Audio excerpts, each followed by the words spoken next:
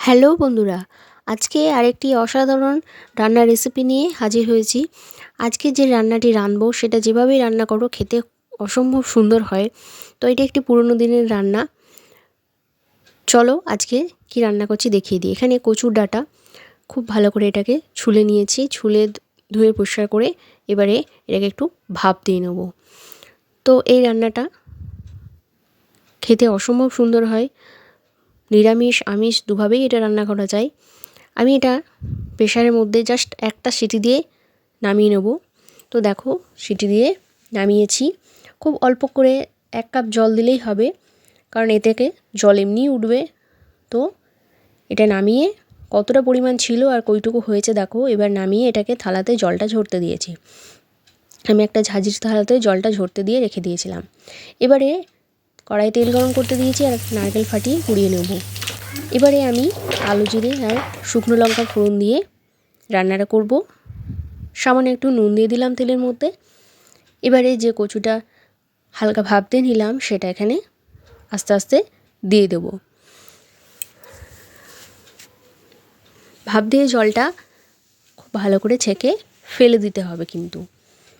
আর যতটা সম্ভব এটাকে যদি একটু ঝরতে দেওয়া যায় তাহলে বেশিরভাগ জলটাই বেরিয়ে গেলে রান্নাটা একটু তাড়াতাড়ি হয়। এই রান্নাটা যত ধৈর্য ধরে সময় নিয়ে আপনি করতে পারবেন তত এটা খেতে সুস্বাদু হবে। এবারে সব কচুর ডাঁটাটা দেওয়ার পর আমি খুব ভালো করে নেড়ে দিচ্ছি, দিয়ে দিচ্ছি স্বাদ মতো নুন, দেব 1 চামচ হলুদ দিয়ে খুব ভালো করে আবারও নাড়াচাড়া করে মিশিয়ে নেব সব কিছু।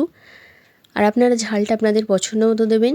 এখানে আমি সব কাঁচা লঙ্কা চিড়ে দিয়েছি, প্রায় 10 থেকে 12টা লঙ্কা দিয়েছি, দিয়ে খুব ভালো করে নাড়াচাড়া করে নেব।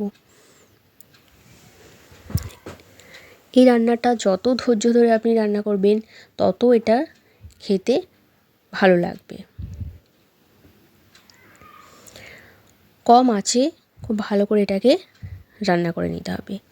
এর মধ্যে আমি আজকে দেব ছোলাটা আমি ওভারনাইট ভিজিয়ে রেখেছিলাম। ভিজিয়ে নেওয়ার পর সামান্য একটু নুন দিয়ে একটু সেদ্ধ করে নিয়েছি, তাহলে ছোলাটাও এর সাথে খেতে খুব ভালো লাগবে।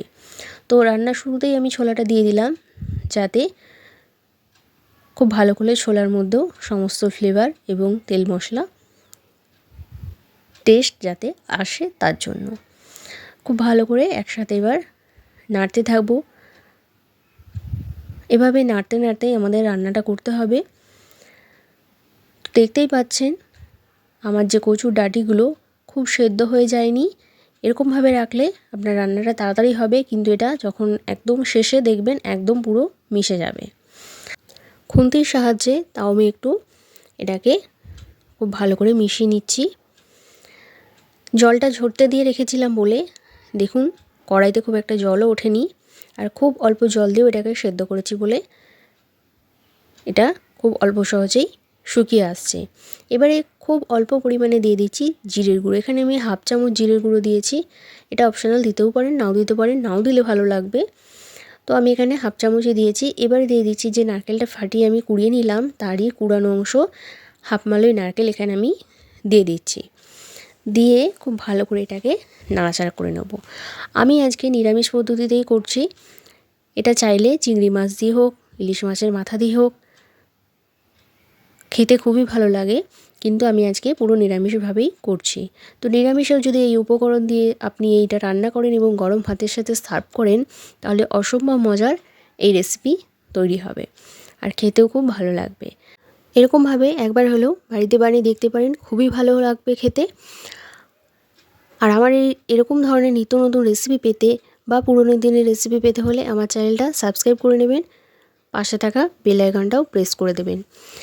এখানে আমি আরও কিছু নারকেল ছোট ছোট করে কেটে দিয়েছি, যেটা মুখের মধ্যে পড়লে ভালো লাগবে।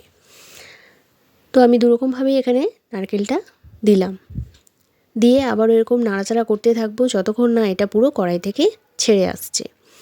তো এভাবেই নাড়তে নাড়তে এটাকে রান্না করব।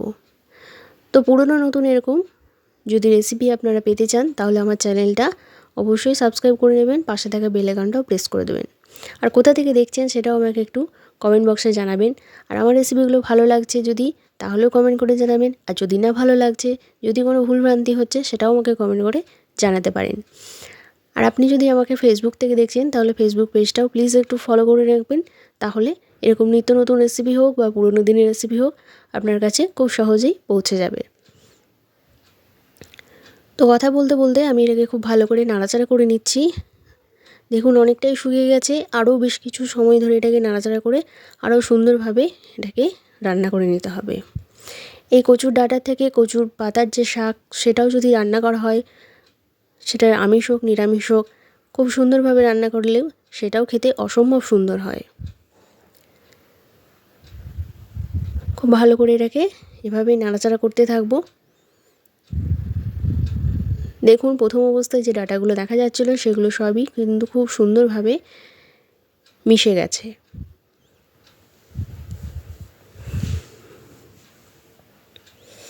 এবারে দিয়ে দিচ্ছি সামান্য পরিমাণে একটু মিষ্টি। এটার মধ্যে একটু মিষ্টি দিলে এটা খেতে আরও বেশি ভালো লাগে। নুন মিষ্টির ব্যালেন্সটা খুব সুন্দরভাবে করলে এটা খেতে কিন্তু খুবই সুন্দর হয়। তো এখানে সামান্য মিষ্টি দিলাম। যদি একদমই আপনাদের মিষ্টি পছন্দ না থাকে, তাহলে না দিতে পারেন। একটু নুনটা কম ছিল, নুন দিয়ে খুব সুন্দর করে এটা ব্যালেন্স করে নিলাম আমি। দিয়ে আবারও কিছুক্ষণ এটাকে এখনও নাড়াচাড়া করতে লাগবে। আমি আরও 5 মিনিট পর দেখাচ্ছি। দেখুন এবারে অনেকটাই সুন্দর এটা কড়াই থেকে ছেড়ে আসছে।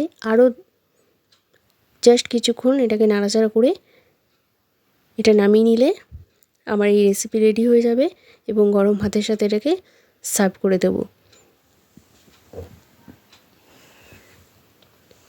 আমার এই রেসিপিটা আপনাদের কেমন লাগলো আমাকে একটু কমেন্ট করে জানাবেন।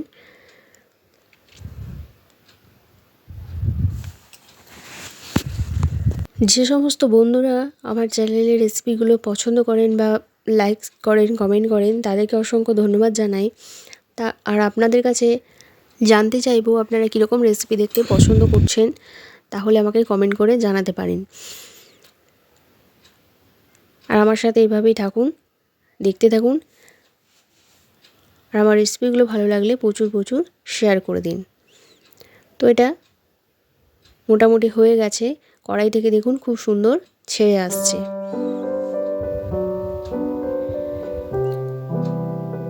এটা আমার রেডি হয়ে গেছে। এবারে আমি এটা নামিয়ে সার্ভ করে নেব।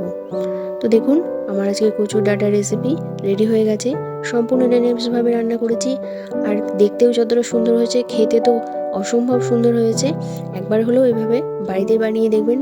অনেক সময় বাড়িতে নিরামিষের দিনেও যদি কোনো গেস্ট আছে, তাহলে তাকে পরিবেশন করতে এরকম ধরনের একটা রেসিপি বানানো যেতেই পারে। তো অবশ্যই একবার বাড়িতে ট্রাই করে দেখতে পারেন। এরকমভাবে বানালে অসম্ভব সুন্দর হবে। আর আমার রেসিপিটা কেমন হয়েছে সেটাও কমেন্ট করে জানাবেন। ভালো থাকবেন, সুস্থ থাকবেন, এভাবেই দেখতে থাকুন, সঙ্গে থাকুন। আর চ্যানেলে নতুন বন্ধু হলে চ্যানেলটা সাবস্ক্রাইব করে নেওয়ার অনুরোধ রইল। পাশে থাকা বেল আইকনটা প্রেস করে দেবেন। পরবর্তী ভিডিও নোটিফিকেশন আপনার কাছে খুব সহজে পৌঁছে যাবে। ভালো থাকবেন, দেখা হচ্ছে নেক্সট ভিডিওতে।